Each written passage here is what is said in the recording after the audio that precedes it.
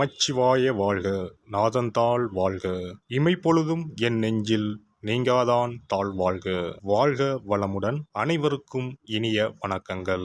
அனைவருக்கும் இனிய ஆங்கில புத்தாண்டு நல்வாழ்த்துக்கள்.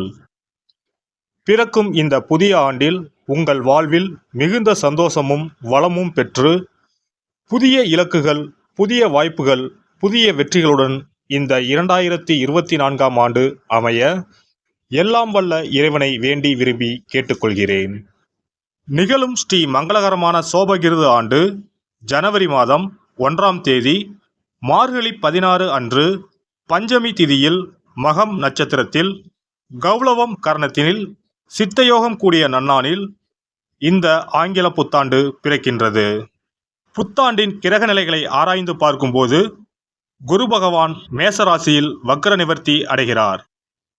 ராகு பகவான் மீனராசியிலும், சனி பகவான் கும்பராசியிலும், புதன் செவ்வாய் சூரியன் தனுசு ராசியிலும், சுக்கிரன் விருச்சிக ராசியிலும், சந்திரன் சிம்ம ராசியிலும், கேது பகவான் கன்னி ராசியிலும் சஞ்சாரம் செய்கின்றனர்.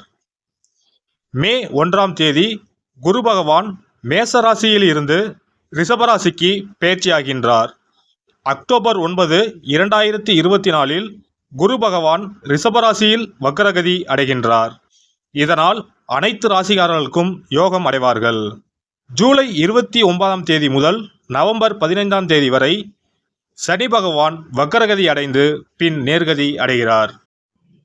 எதிலும் அகப்படாமல் சிந்தித்து செயலாற்றும் மீனராசி அன்பர்களே,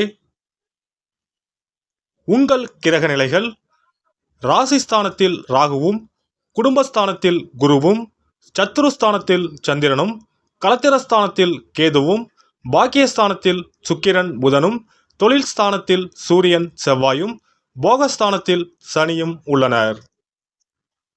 குரு பகவான் 5ஆம் பார்வையாக சிம்ம ராசியையும், 7ஆம் பார்வையாக துலாம் ராசியையும், 9ஆம் பார்வையாக தனுசு ராசியையும் பார்வையிடுகிறார். சனி பகவான் 3ஆம் பார்வையாக மேச ராசியையும், 7ஆம் பார்வையாக சிம்ம ராசியையும், 10ஆம் பார்வையாக விருச்சிக ராசியையும் பார்வையிடுகிறார். பிறக்கின்ற ஆங்கில வருட புத்தாண்டில் இருக்கக்கூடிய கிரக நிலைகளின் அமைப்புக்கு ஏற்ப வாழ்க்கையில் இனி வரப்போகின்ற நாட்களில் ஏற்படும் சுபம் மற்றும் அசுப பலன்கள் என்ன என்பதை நாம் அறிந்து கொள்வோம். மனதளவில் புதிய கண்ணோட்டம் பிறக்கும். தந்தை வழியில் இருந்து வந்த கருத்து வேறுபாடுகள் குறையும். செயல்பாடுகளில் இருந்து வந்த மந்தத்தன்மை படிப்படியாக விலகும். அரசு வழியில் எதிர்பார்த்த மானியம் கிடைக்கும். விவசாயத்தில் இருந்து வந்த பிரச்சனைகள் குறையும். உயர்கல்வியில் இருந்து வந்த குழப்பம் குறையும். புதிய விஷயங்களில் ஆர்வத்துடன் ஈடுபடுவீர்கள். வீட்டில் மனதிற்கு விரும்பியபடி மாற்றங்களை செய்வீர்கள். இளைய சகோதரர்கள் வழியில் சுப விரயங்கள் ஏற்படும். கலாச்சாரம் தொடர்பான விஷயங்களில் ஈடுபாடு உண்டாகும். கலைத்துறையில் இருப்பவர்களுக்கு திறமைகள் வெளிப்படும். எடுத்துச் செல்லும் உடைமைகளில் விழிப்புணர்வுடன் இருக்கவும். வெளியூர் தொடர்பான பயணங்களால் புதிய அனுபவம் உண்டாகும். கொடுக்கல் வாங்கலில் கவனம் வேண்டும். ஆசைகளை குறைத்துக் கொள்வது பல சிக்கல்களை தவிர்க்க உதவும். வாழ்க்கை துணைவரின் கருத்துக்களுக்கு மதிப்பளித்து செயல்படுவது குழப்பங்களை தவிர்க்கும். உடல் ஆரோக்கியம்.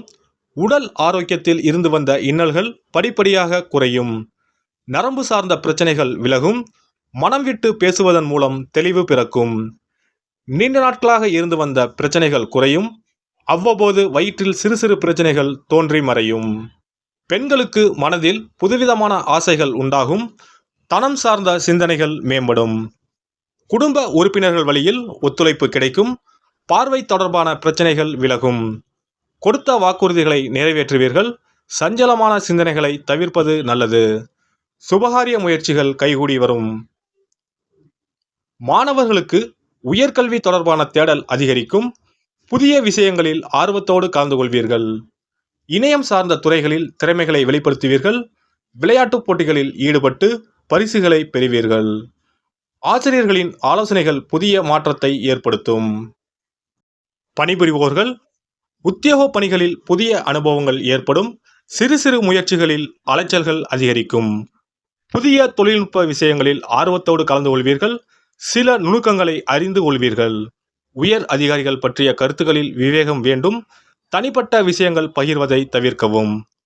வியாபாரிகளுக்கு வியாபாரத்தில் இருந்து வந்த நெருக்கடியான சூழல்கள் மறையும். அரசு வகையில் சில உதவிகள் கிடைக்கும். வேலையாட்கள் வழியில் இருந்து வந்த கருத்து வேறுபாடுகள் மறைந்து ஒற்றுமை அதிகரிக்கும். கால்நடை வியாபாரத்தில் அனுகூலம் ஏற்படும். புதிய முதலீடுகளில் ஆலோசனை பெற்று முடிவெடுப்பது நல்லது. வர்த்தக விஷயங்களில் பொறுமை வேண்டும்.